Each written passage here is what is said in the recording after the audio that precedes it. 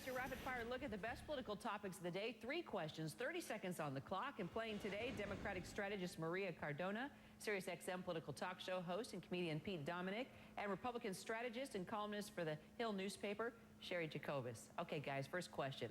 A new CBS New York Times poll finds just 9% of Americans approve of the job that Congress is doing. Maria, why is that so high? That's a good question, Carrie. I'd like to know who those 9% are, but I also wouldn't advise them to ever admit that they're part of that 9% because I think they'd have stuff thrown at them.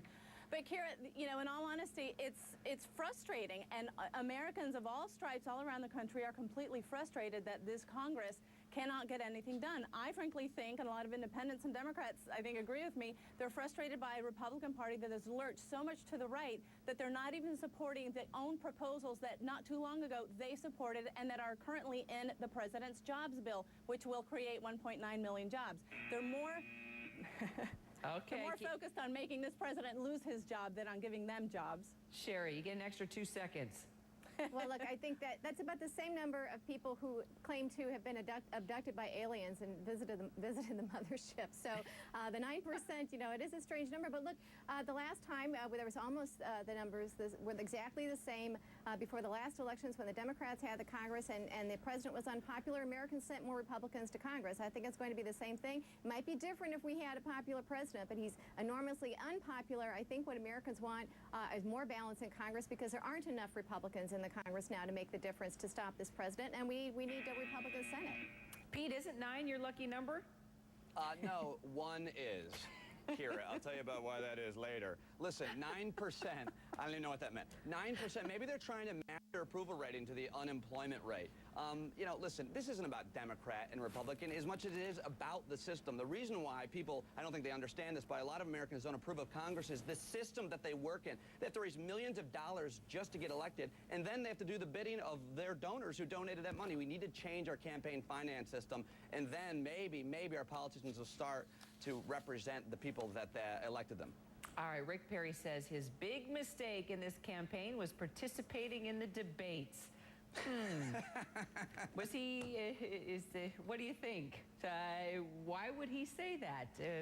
Not a smart move, a smart move? Is he revealing something here, Pete? Rick Perry's big mistake is being Kira. Rick Perry is questioning himself every day why he entered this presidential race. It's ridiculous. This guy, he makes Sarah Palin look like a Rhodes Scholar. One Texas Republican said he's Bush without all the brains. And this weekend, he just put the nail in the coffin when he dredged up the birther controversy. Birtherism equals racism. This guy is not an intelligent guy. I don't know how he got reelected so many times, but if you look into it, there's a lot of dirty politics. Either that or Texas Democrats are that bad. I can't figure it out, but he's finished. Sherry? You know, I think he's a lot like Joe Biden. They both just blurt stuff out. I mean, it's completely without guile. He's unpracticed in the art of political deception. Some people might find that charming, but it is like he just sort of blurts out these things that might be said around the breakfast table or around the strategy meeting that he shouldn't. He should be in debates. People expect that, but in some ways it's charming. But you know, if you're his staff, you're going to be having a lot of sleepless nights and drinking a lot of Mylanta. I know you guys in the press love it, but he's a blurter, and that can be a problem. Maria? Except for Joe Biden won as vice president along with President Obama, Sherry, so at least he knows how to run a campaign. Perry's big mistake, I agree with Pete on this, is actually entering the campaign. And no, admitting that his mistake was being in the debates was not a smart move because it again solidifies in Americans' minds that this is not somebody who should be up on that dais competing to be the one who's nominated for a potential presidency. It's not something that he's ready for. I don't think he actually has the fire in the belly to do it, and he's just not ready for prime time. All right, my favorite question of the day, and it's your buzzer beater. 20 seconds each on this one. Sam Wurzelbacher, a.k.a. Joe the Plumber, is running for Congress in Ohio. He's also my live guest here in just about 10 minutes. What should my first question be? Sherry? Ask him the same question you would ask any other candidate. Why are you running? I think with him, he's got a little bit of a head start.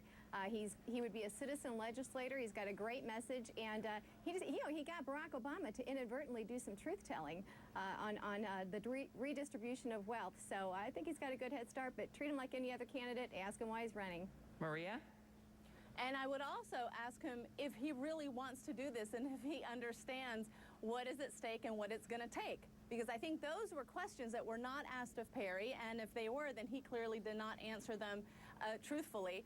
And he should also understand that this is not going to be easy. He's not going to have John McCain bringing him into the national spotlight and holding his hand every step of the way. So I think those are the key questions for him. Okay, Pete, bring us home.